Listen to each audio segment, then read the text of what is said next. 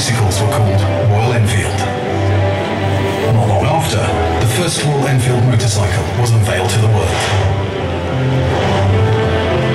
In 1926, a major fire broke out at the 18-acre Greenwich factory, the plant being saved only by the decisive action of the company's in-house fire brigade. Production continued, and soon after, in 1932, the company gave birth to the iconic Bullet, an up-to-date, versatile Royal Enfield of its time. During World War II, Royal Enfield designed the world's first airborne motorcycle. Almost 8,000 flying fleas were made, with many being dropped at the Battle of Arnhem and the D-Day invasion.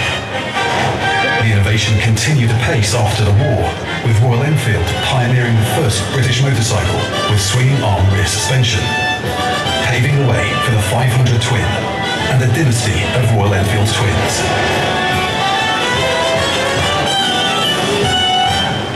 Royal Enfield's close association with India was first forged in 1952, when Madras Motors received an order for 800 350cc bullets from the Indian Army. This was quickly followed by the founding of Enfield India in 1955. In 1964, the iconic 250cc Continental GT Cafe Racer was launched to great acclaim.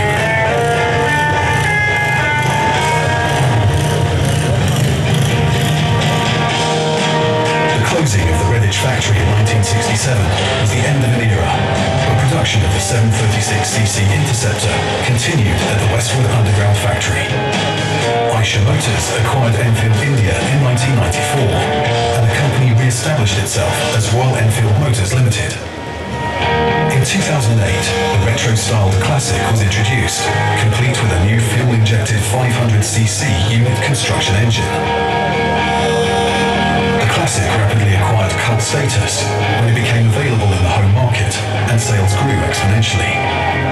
The global expansion continued with the opening in 2013 of a new state-of-the-art facility in Oregadam, near Chennai.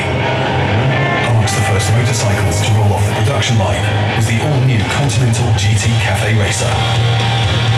After traversing the highest roads and deepest valleys in the Himalayas for more than 5 decades, Royal Enfield debuted its first purpose-built adventure motorcycle, the Himalayan.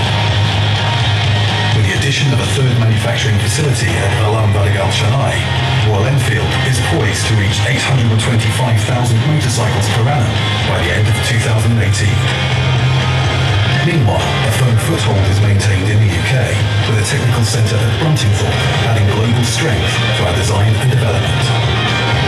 Years of extensive research, development and testing has resulted in Royal Enfield's most eagerly anticipated new engine, the Twin. With the rebirth of the Twin, the company continues to build on a legacy that has stood the test of time and continues to inspire riders with machines that provide pure motorcycling fun. Ladies and gentlemen, good afternoon and a very warm welcome to all of you here to the Royal Enfield stall at EICMA 2018. We are absolutely excited to be here today and to talk to all of you a little more about it. It is my pleasure to welcome on stage Siddharth Lal, CEO, Royal Enfield.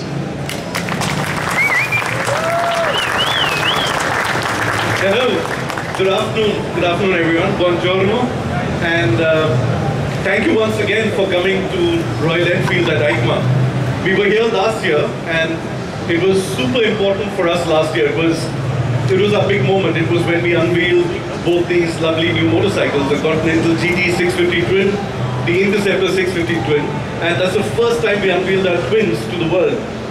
We've had an amazing year. We've had an outstanding year getting these motorcycles into production mode, into final stages of production, and it takes a lot for a company to do that.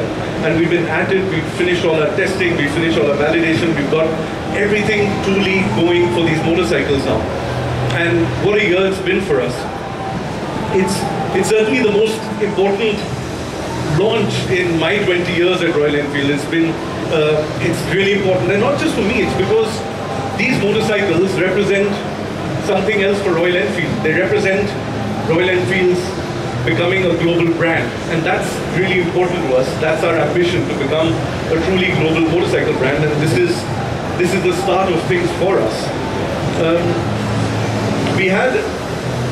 We we had a global media launch in California. In California because the Interceptor was such a famous motorcycle in the 60s in California, the original Interceptor. And it was 150 media personnel from around the world, and of course we were all a bit nervous. We were all a bit nervous about what they might think, because we've been working on this project for 4 years, and finally they get to ride the first motorcycles. And the response was absolutely overwhelming for me. It was absolutely overwhelming. We love the motorcycles, as you can imagine, but to hear that and to hear it even more eloquently from people who are critics of motorcycle and who love motorcycles and who ride much more than maybe even I do, it was amazing. It was absolutely amazing for us to hear them and to hear what they had to say about it. So here's just a few glimpses of what the media actually had to say about motorcycles. So rather than me saying it myself, we said, Daily Mirror, I could be wrong, but I think Royal Enfield has created my perfect motorcycle, and this is about these twins. No bike is perfect, but the 650 twin is pretty damn close. Man, that's high praise. That's really high praise, I think. And holy wow, that's a game changer. Yeah. So I mean, that kind of stuff that we're hearing is absolutely phenomenal. These are things that I could only dream of, and these have become a reality for us. And our old fans are back. And the twins mark the end of a long wait, as well as the beginning of a new chapter, for a glorious chapter. And I can tell you they've delivered 2 near-perfect motorcycles. Yes, Royal Enfield has nailed it this time. So these kind of reviews are just, you know, this is what we worked for. This is what we work towards. This is why we love motorcycling, and it makes us so delighted that people actually have such things to say about our motorcycles. And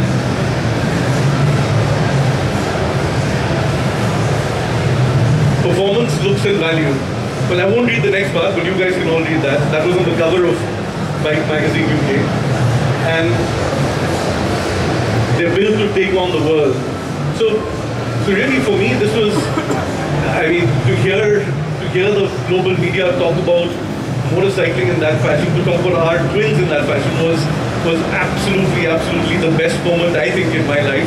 And well, it was all about fun, really. At the end, when the chaps came off their motorcycles, they had big smiles on their face, they were laughing, they were giggling nearly, I mean, okay, maybe a few of them, and we just had a real blast on the motorcycle. So that's really what it was about. But to try and explain to you how we engineered this fun, we're going to show you a film about engineering fun, really. So here goes.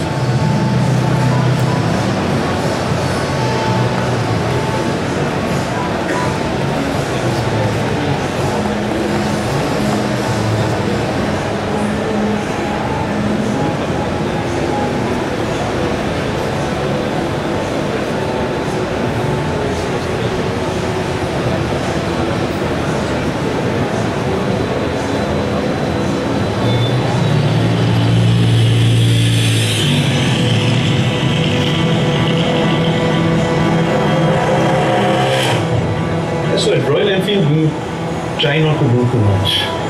We try and do a few things, but we want to do them exceptionally well. We're not about super fast motorcycles, we're not about heavy cruisers, we're not about a lot of things. We're about simple, old school, great fun motorcycles. And for us, this new project, the 650 Twin, has been an absolute dream for years, maybe even over a decade. I think what it ushers in is a new rallying cry of what Royal Enfield will be in the future, which is going to be the next generation. So these are Royal Enfield's first twin-cylinder motorcycles in a very long time.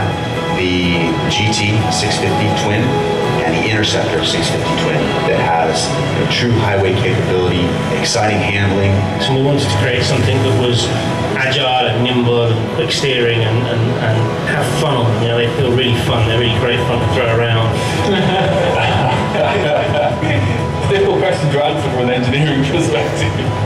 Trying to interpret what product strategy you see as fun, then that is quite a big challenge because it's an all-encompassing word. You know, this is a bit of a first for Royal Enfield as a company, and it has to have that Royal Enfield character, be a little bit different. So the Interceptor has a more upright ride position. It's more like a roadster style. And the GT is an authentic cafe racer, so it's got kind of that more tucked in and leaned over riding position. Yes, we put a lot of time and energy in making sure that this is a very accessible motorcycle. It's a step change, isn't it, in terms of performance for Royal Enfields in the modern era, and we need to make sure that we give them that level of performance, but it's not too intimidating and it's approachable. These bikes have to work all around the world in every market, so the way somebody rides a motorcycle in the UK and India is very, very different.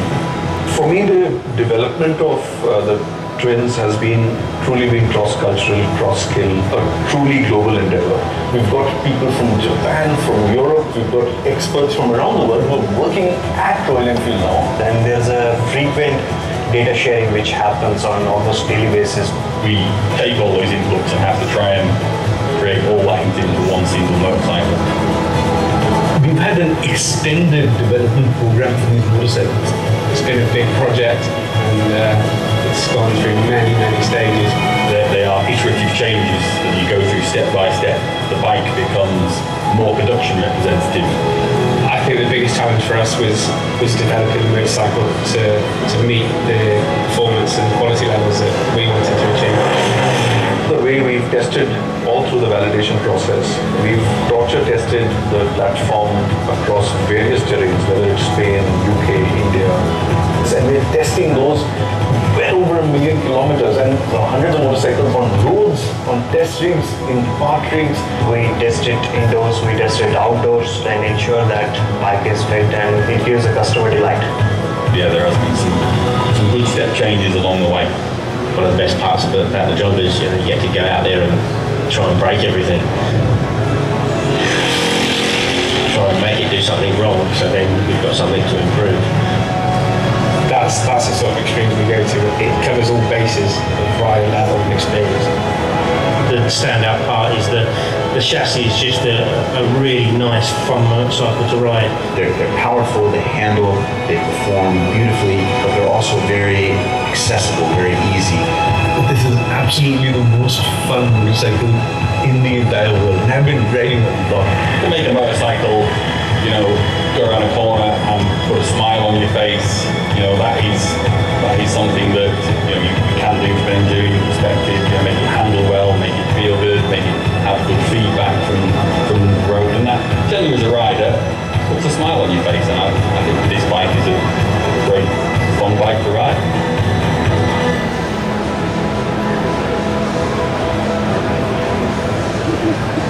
Thank you. Thank you. And to tell us a little bit more about how we engineered all this fun and about more about the motorcycles, I call Simon. Simon, please come up. Simon heads product development at Royal Enfield. Simon, hello, sir. yeah. Why don't you take it from the top? Yeah, I was going to say in the video, we hardly need me. My video pretty much says it all, but it's worth pointing out that these motorcycles are really the first fruit of a transformational process that's been going on in Royal Enfield for the last 4 years. So back then we took a decision as a company that we needed to step up our development capability to the next level. So we started to grow. We've grown our development team, so that's your engineers, your designers, from around 50 5 years ago to over 300 now. And as you've heard, it's an international team. We have a base in UK, we have a base in India. We've seen growth in both of those places and both working in state-of-the-art facilities. And obviously we have a lot of UK and Indian staff, but we also have, as you've heard, a truly global team from Japan, from the US, from France, Italy, Czech Republic, Australia, etc., etc. It's a truly global team. And we've done this so that we can develop and present world-class motorcycles like these, which is what they are. So what we started out, the direction we started out was to create accessible, simple motorcycles, but simple and accessible does not mean easy to do. So we haven't put all our time and effort into developing new technologies, but we have put a massive amount of time and effort into making sure that these motorcycles look, feel and sound fantastic. So what does easy and accessible mean? Accessible is a word all the team have been working with throughout the project. So on the chassis side, the all-new chassis is, of course, it's agile, it's responsive, but it's also forgiving. So it responds exceptionally well to any inputs mid-corner, for example. On the engine side, we started out with a target of hitting 160 kph, so that magic ton in English money, comfortably. So you can ride comfortably at European speeds. We did a bit more than that, didn't we, in California? Allegedly, some of the journalists put that to the test, but I can't possibly comment on that. Yeah, we've achieved our aims there. But it's not just about peak performance, of course. So I gave us a target of about 47 horsepower.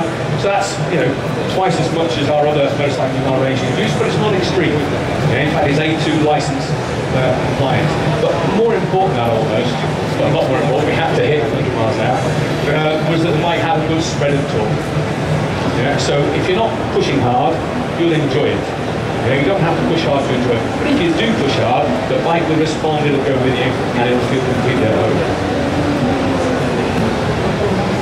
So two bikes have a lot in common. They share a lot of components, but they're very different in look and feel. From the ergonomics side, obviously the GT is a cafe racer. It's been designed and built to evoke the authentic cafe racer of the 60s. You are pitched a bit forward. It's not an extreme riding position, but you are put forward at the front of the bike. And that kind of invites you to explore the chassis, to try a bit harder, to really feel like you're on a cafe racer. The Interceptor, you're sat more upright, your feet are a bit further back. It's a comfortable, all-round riding position, good for the city, good for the open road. And the engine is so flexible and smooth that it'll feel right at home in either of those applications. Yeah. And the throttle response, I think there was a lot of work on the throttle response. We did. Got really good feedback on that. Yeah, I mean, that's a very good example of the growth in capability we've had. We are growing our own EICMA team, and that team took responsibility for calibrating the bike, and they've done an exceptional job. That was something that really came in for the did on the launch. And like you said, we're very proud of these bikes. We love them. You're always slightly apprehensive when people are outside, because they don't hold back. But the feedback we had from California was fantastic. Really good. So in the next couple of months, we're all really looking forward to seeing what our customers think of these bikes. I hope you all get a chance to ride one very soon as you have.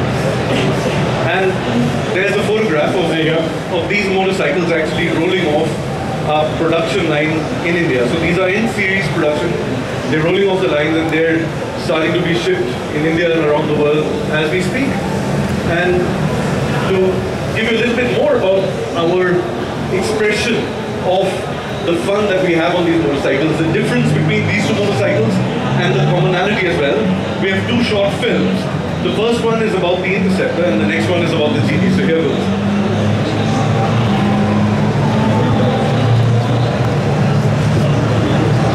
Sun shines on.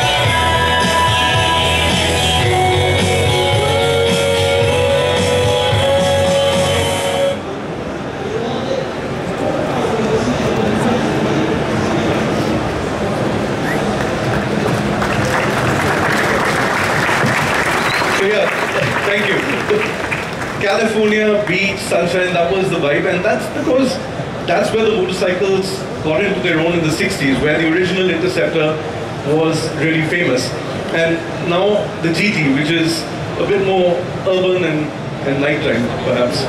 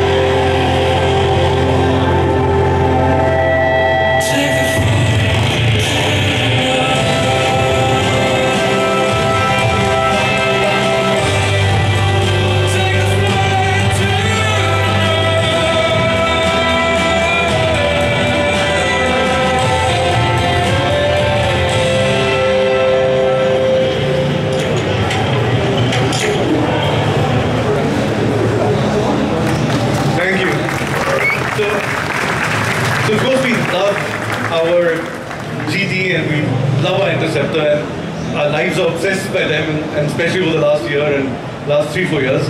But that's not the only thing we're doing at Royal Enfield. We're doing a couple of other things as well. And in fact, we're doing a lot of other things. But we just want to show you one of those today. That's, what is it called? Sorry. The Concept KX, sorry. So we just want to tell you a little bit about one of the concepts that we've been doing. And to tell you more, we got Mark Wells. Mark Wells heads Product Strategy and Industrial Design. Mark. Hiya. How are you doing? Yeah. So, I guess as everybody knows, Royal Enfield's been around since 1901. We are the oldest brand in continuous motorcycle manufacture anywhere in the world.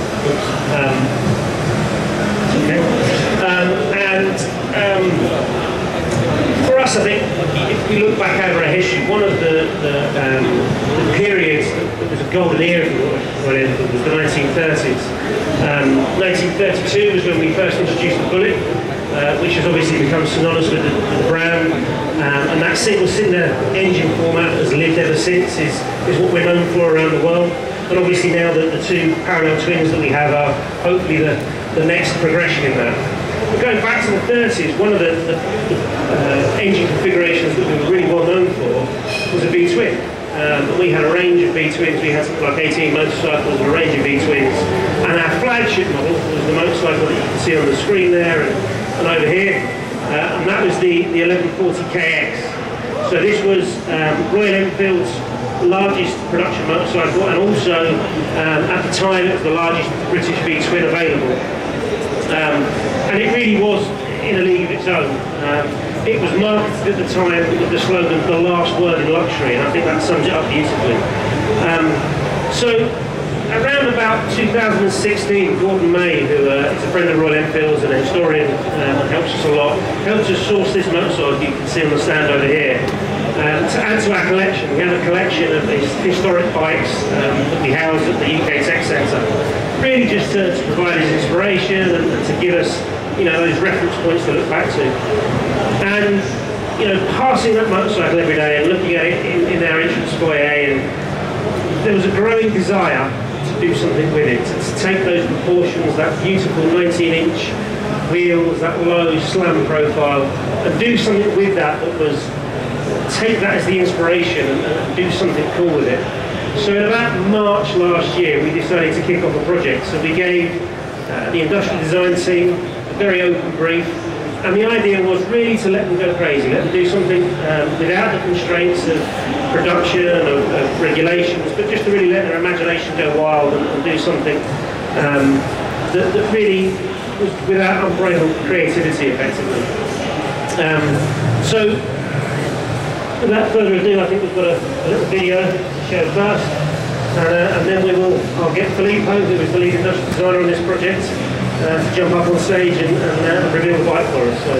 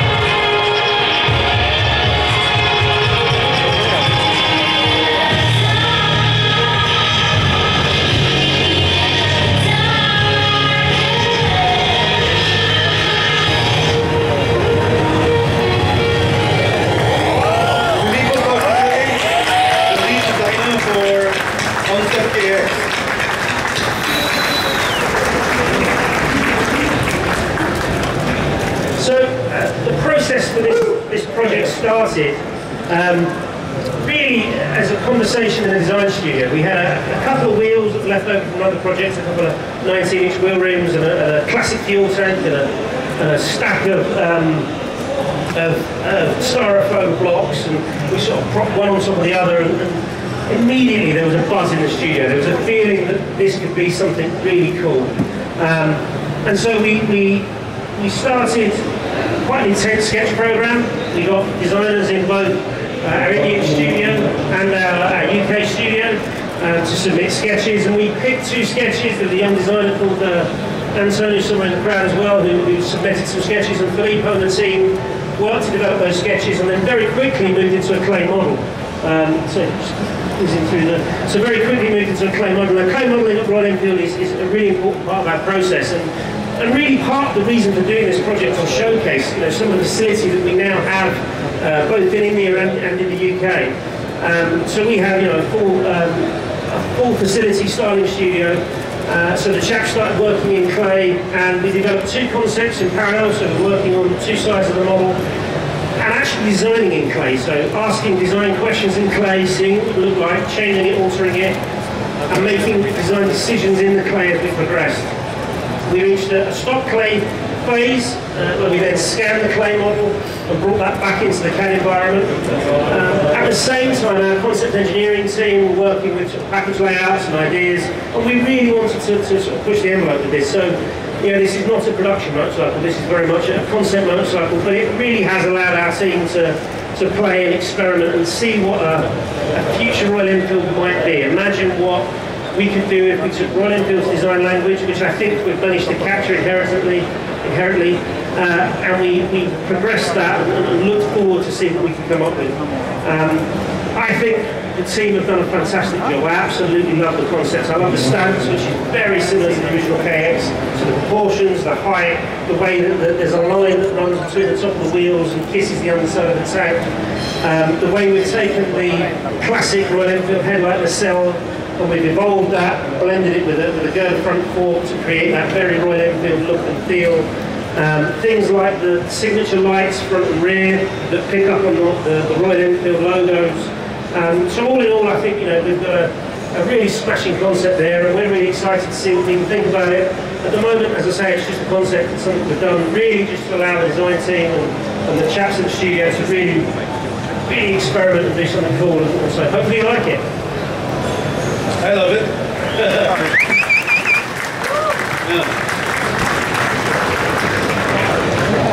So it is something else, and like I said, this is not for production, but these are the kind of ideas that we keep generating at Royal Enfield now for our future, and to see what people might like, what all of you might have to say about these things, and that's the kind of stuff that we're up to. So back to earth, back to where we're at, and back to our lovely twins, which are going to be available very shortly. Just to tell you that our ambition was not just to make two absolutely gorgeous, fun, accessible motorcycles. It was to do much more with that. And the word accessible is really what was important, is that we want to make them easy to ride, we want to make them forgiving, and we want to make them great fun. So, but it's also cost of ownership, that also becomes really important. And that's also a very important factor, and we'll get to the price soon. But the price is not just a factor of that. The price that we're trying to do in Europe is also reflecting our ambition to become a big motorcycle manufacturer, to grow the mid-size market and to get more people into motorcycling, and that's really important for us. And what I'm going to narrate to you now are the prices of the twins in Europe. We believe these are fantastic prices. These are prices that will absolutely be spot on for these markets. And I'm going to narrate to you the Italian prices, but there are other prices also written on the board. So here we go. We have the Chrome Continental GT. So that's the Chrome version of this motorcycle, which will be available at 6,900 euro. 6,900 euro RRP. That's the price for this, the Chrome version of this motorcycle. That's the Cafe Racer. We got the custom, that's this version of the Continental GT. These two shades, these are available at 6,600 RRP, 6,600 euro. Then we got the standard, which actually sets the standard. It's a gorgeous color scheme, and that's at 6,400 euro. So that's really at the that's at 6,400 euro for a Cafe Racer, and for a 650 Cafe Racer like this, I think that's an absolute steal. But that's from me. We have to see if you guys like it as well. Moving on to our Interceptor, which is our brand new motorcycle. There we have 6,700 as the Chrome version. So this is the lovely Chrome version, which is all yours for only 6,700 euro in Italy. And then we got the custom Interceptors, which with two absolutely amazing schemes, and those are available for 6,400. And last but absolutely not the least, the beautifully monogrammed version, the Interceptor IT 650 at 6,200 euro in Italy, at 6,400 in the rest of Europe, and 5,500 pounds in the UK. Ladies and gentlemen, that's the end of our story right now. But just to tell you a little bit more, we got 3-year warranty on all of these motorcycles. So 3-year warranty on all of these motorcycles, 3-year roadside assistance in Europe for all of these motorcycles. And we've got a whole range of accessories that we developed from the start of this. And that's not all. We got these motorcycles are on the high seas. You'll have these motorcycles in stores for you to ride, for you to test ride in January. And you'll have, we'll be delivering these motorcycles in February to customers across Europe, UK. So we're delighted to have all of you on these motorcycles. But before that, before you get onto the motorcycles in January, we have Moto Live outside Hall 22, where we've got test rides of these gorgeous new motorcycles for all of you. So all of you, I really hope you can go out there, test ride these lovely motorcycles and tell us how they are. Thank you very much from Royal Enfield. Bye-bye.